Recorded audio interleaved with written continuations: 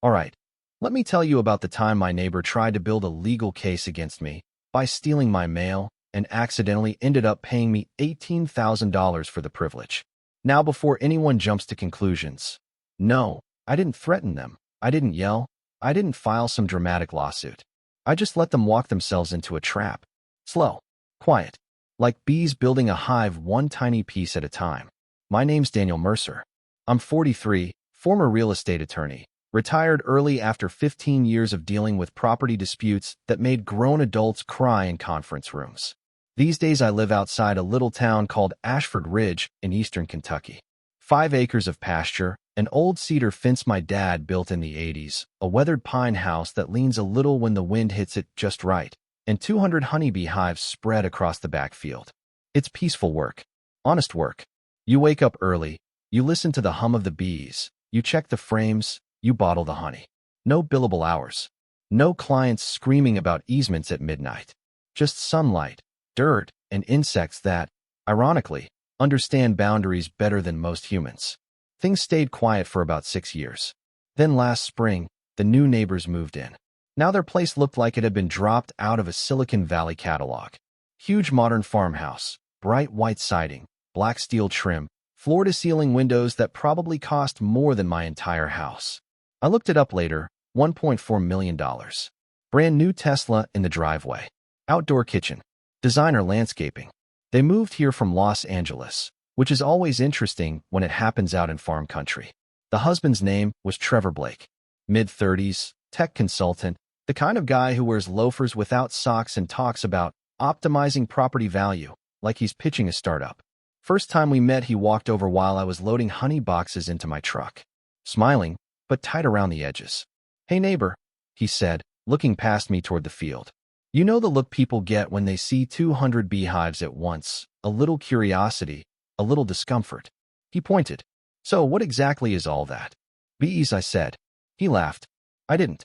Then he asked the question that told me everything about how this relationship was going to go. "Is that, like, a business?" Now I've heard that tone before. That's not curiosity. That's reconnaissance. I shrugged. More of a farm. He nodded slowly, like he'd just discovered a puzzle piece. "Well, interesting," he said. "Because we were told this area was zoned residential." And there it was. The seed of the whole problem. For the next couple weeks, Trevor started doing something I like to call suburban surveillance. He'd walk his dog past the fence slowly, stop and stare at the hives, sometimes take pictures. One afternoon, I saw him standing near the property line, filming the bees with his phone. Another time he asked if I had permits. Another time he mentioned property values twice. And the funny thing is, people like Trevor always believe they're the smartest person in the room. They watch 3 YouTube videos about zoning law, and suddenly they think they're Clarence Darrow. I should know. I used to deal with guys exactly like him. But the real problem started about a month later with my mailbox. See, my mailbox sits about 30 feet from the road. Old metal thing on a cedar post. Same one that's been there since the Clinton administration. One Tuesday morning I walked out to grab the mail, and the door was hanging open. Now that's not unusual out here. Sometimes the mail carrier forgets to close it. But the stack looked disturbed, like someone had shuffled through it. Inside was a packet I'd been waiting on, my organic certification renewal for the apiary. Federal document. Cream-colored paper, embossed seal, official USDA stamp. Except it wasn't there. At first I thought the mail just hadn't arrived yet. 2 days later I found it. In Trevor's trash can. Coffee stained. Folded in half. And that's the moment the whole situation changed from annoying neighbor to federal crime. Because here's something a lot of people don't realize. Mailboxes aren't technically yours. Once mail is delivered, it's still under federal protection. Opening someone else's mailbox without permission, that's mail theft. And Trevor apparently didn't know that. But my security camera did. I had one of those little doorbell cameras facing the driveway. Nothing fancy. Just enough to catch porch pirates if they wander by. When I checked the footage, I found Trevor standing at my mailbox. Opening it. Pulling papers out. Flipping through them like he was browsing a magazine rack. Not once. For times. Over 6 days. Each time looking more confident than the last. Now here's the funny part. Trevor thought he was building a zoning case against me. He wanted proof that I was running a commercial honey operation in a residential zone. But Trevor made 2 mistakes. First mistake. He never checked county history records. My land has an agricultural exemption that goes back to 1979. Old farming permit grandfathered into the zoning code. Completely legal. So his entire case? Dead on arrival. But the second mistake he made, that one was even better. Because while Trevor was digging through my mail trying to prove I shouldn't be there, I started digging through county records about his property. And what I found, well, that's when the trap started building. See, Trevor and his wife had just finished building their fancy farmhouse. But there was one small, unfinished detail. Their septic system. Turns out the drainage field required for their permit extended 10 feet across the edge of my property line, which meant something very simple. Without my signed easement, their house couldn't legally finalize the septic installation, and rerouting it around my land, minimum $80,000. Suddenly, the situation looked very different. Trevor thought he was hunting a zoning violation.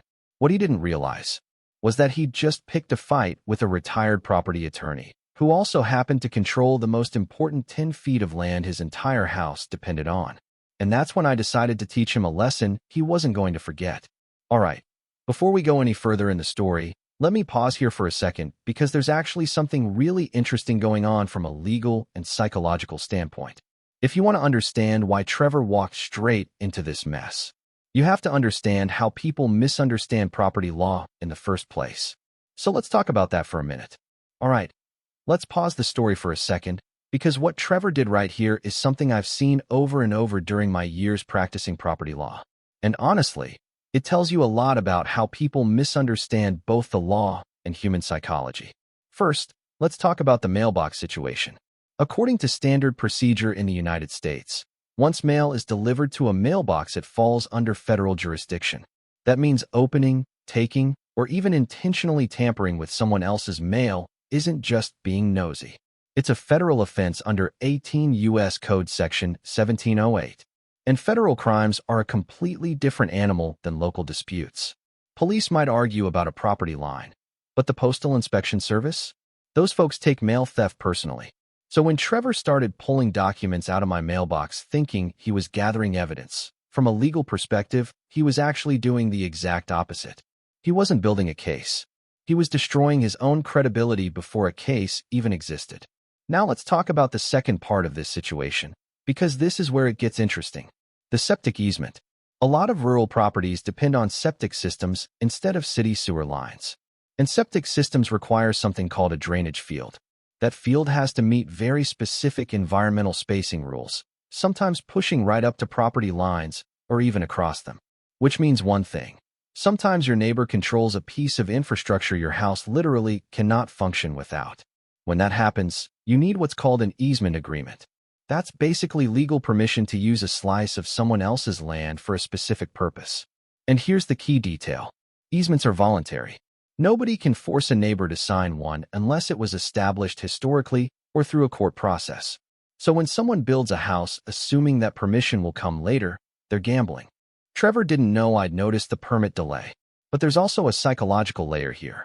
This is a psychological trap that happens when someone believes they understand the rules better than they actually do. Trevor watched some legal content online, learned a few zoning buzzwords, and his brain filled in the rest of the story. Confirmation bias kicked in. Every beehive he saw became proof he was right. Meanwhile, he never asked the simplest question first. Is this farm legally allowed to exist? Because if he had asked that, none of what happened next would have happened. But he didn't ask.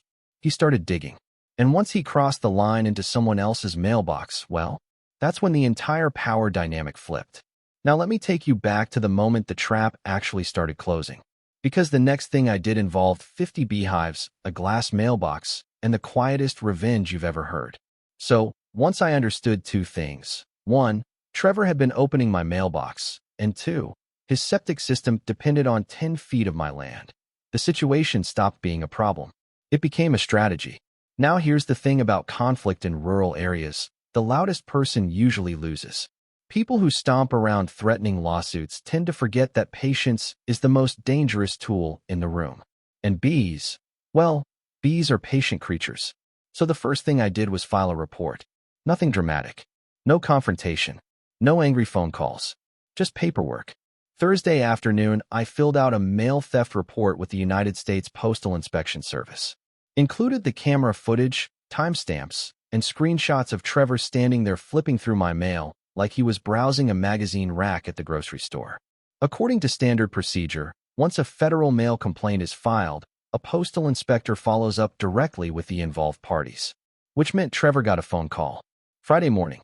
I don't know exactly what the inspector said to him, but I know the effect because I saw Trevor standing in his driveway later that afternoon looking like someone had just told him the IRS wanted a meeting. He kept glancing toward my mailbox. Now here's where things start getting creative. That same afternoon, I moved 50 of my beehives. Not all of them, just enough to make a point. I placed them along the fence line closest to Trevor's property, still 15 feet inside my boundary, completely compliant with county agricultural guidelines. From a legal perspective, there was absolutely nothing he could do about it. But the effect? Imagine standing on your brand new designer patio while 50,000 bees create a low mechanical hum across the fence. Not loud, just constant, like the distant sound of a diesel engine running somewhere in the heat. Now Trevor noticed immediately. Saturday morning, he came outside holding his phone, slowly walking toward the fence like a guy approaching a crime scene. He filmed the hives, zoomed in, stepped back. Then he looked directly toward my house. I waved. He did not wave back. But the real masterpiece wasn't the hives. The real masterpiece was the mailbox. See, the old metal mailbox Trevor kept opening was technically still there. But I modified it. I replaced the side panels with clear plexiglass and installed a small observation hive inside. About 200 bees, a tiny honeycomb frame, perfectly visible from the road. Observation hives are common in agricultural education. Schools use them to show how bee colonies function. And legally, they're protected under agricultural demonstration statutes, meaning they're completely allowed. So now, sitting on that cedar post near the road, was a transparent mailbox filled with 200 bees calmly building honeycomb, right where Trevor used to reach in with his bare hand. The new mailbox, the one actually holding my mail, was 20 feet away. Day one after the modification, Trevor saw it. I was standing near the truck when he pulled into his driveway. He slowed down, staring at the glass mailbox like he'd just spotted a rattlesnake. He got out of the car, walked halfway across his lawn, stopped, pulled out his phone and started recording again, hands shaking a little. 200 bees gently crawling across honeycomb inside a mailbox will do that to a man. Day two, his wife got involved. Her name was Lindsay. Lindsay was the kind of person who believed every inconvenience should have a customer service hotline attached to it. Around noon, a county zoning officer pulled up in a white pickup. Nice older guy named Rick. He'd been working land use inspections around Ashford Ridge for 20 years, which means he'd seen just about every rural neighbor dispute imaginable. Rick walked out to the fence, looked at the beehives, looked at the observation mailbox, then chuckled. I asked, "Everything good?" Rick nodded. "Oh yeah," he said. "Educational hive. Agricultural exemption property. Completely fine." Meanwhile, Lindsay was standing behind him with her arms crossed like she'd just watched a referee ignore a foul. Rick shrugged toward her. "Ma'am, this is farm country." And just like that, complaint number one died. Day three. Trevor came over. Not smiling this time. He walked straight up my driveway while I was stacking honey supers in the garage. "You need to move those hives," he said. No greeting. No small talk. Just demand. I wiped my hands on a rag. "Which ones?" "All of them near my property line." I tilted my head. "Why?" "They're interfering with our ability to enjoy our property." That sentence. I've heard that sentence in a courtroom at least 100 times. So I walked into the house. Trevor stood there waiting, probably expecting a zoning document or some kind of defensive explanation. Instead, I came back with an envelope. Inside was a printed document. 3 pages. I handed it to him. "What's this?" he asked. "Your septic easement agreement." Trevor blinked. Then he started reading. Now, you could actually see the moment it clicked. The permit delay, the drainage field, the 10 feet of land. All those puzzle pieces sliding together. The document was simple. If Trevor wanted to finalize his septic installation across the edge of my property, I'd grant the easement. For $18,000. Plus one small clause. Actually, 2 clauses. First, annual inspection rights. Once a year, I could legally verify the septic line running across my land. Second, if Trevor or Lindsay filed any complaint related to my beekeeping operation within 5 years, the easement could be revoked. meaning they'd have to reroute the entire septic system. $80,000. Minimum. Trevor read the pages twice. His hands were shaking again. "You're serious?" he said. "Very." He looked up. "This is extortion." I shrugged. "From a legal perspective, it's a voluntary easement negotiation." Silence. Then Trevor tried the classic move. "I'll give you 8,000. I smiled. Closed the front door. End of negotiation. For about 6 days, nothing happened. Trevor avoided eye contact whenever we crossed paths. The observation hive stayed on the mailbox. The 50 hives kept humming near the fence. Then on the 7th day, Trevor's lawyer showed up. Nice guy, actually. Older. Tired eyes. He knocked on my door holding a folder. Inside was a certified check. $18,000. Signed easement agreement. Plus an additional clause his lawyer added voluntarily. A 10-year covenant stating Trevor and Lindsay would not file nuisance complaints regarding my bees. Penalty: $5,000 per violation. Apparently their attorney had reviewed the situation, including the mailbox footage. And once mail theft entered the conversation, their entire zoning argument collapsed before it even started. We sat at my kitchen table while a local notary stamped the documents. Blue ink. 3 copies. During the signing, Lindsay cried quietly into a tissue. Trevor didn't say much, just signed and stared at the table. When everything was finished, the lawyer shook my hand. "Mr. Mercer," he said, "I believe this resolves the matter." I nodded. "Yes, sir. I believe it does." And just like that, the quietest legal battle I've ever fought was over. But the interesting part? The bees never moved. And that observation hive, well, that stayed exactly where it was. Right there in the old mailbox, where Trevor could see it. Every single day. All right, now that the dust has settled, there's actually a bigger lesson hiding inside this story. One that goes way beyond bees or property lines. So let's talk about that. So, what's the actual lesson in all of this? Because on the surface, yeah, it's a funny neighbor story. Guy moves from the city, decides the local beekeeper is ruining his property value, tries to build a legal case, and ends up paying $18,000 and signing a 10-year peace treaty with a bunch of insects. But if you step back a little, there are a few deeper things going on here. And honestly, I saw versions of this play out all the time back when I practiced real estate law. The first lesson here is about assumptions. Trevor looked at my place and saw something that didn't match his expectations of what a residential neighborhood should look like. To him, bees meant business. Business meant zoning violation, and zoning violation meant leverage. But he never actually checked the history of the land. From a legal perspective, property law is full of things called grandfathered rights. Land uses that existed long before modern zoning rules, and therefore remain legal even when the code changes. Farms, workshops, livestock, they can stay because they were there first. Trevor assumed the rules were simple. They never are. And when someone charges forward with legal confidence built on half-understood information, well, that's usually when mistakes happen. The second lesson is about escalation. There's a moment in almost every neighbor conflict where someone has a choice. Talk or investigate. Trevor skipped straight to investigation. He started filming the hives, collecting documents, opening the mailbox, building what he thought was a case. But the second you move from conversation to evidence gathering without understanding the full situation, you're escalating the conflict.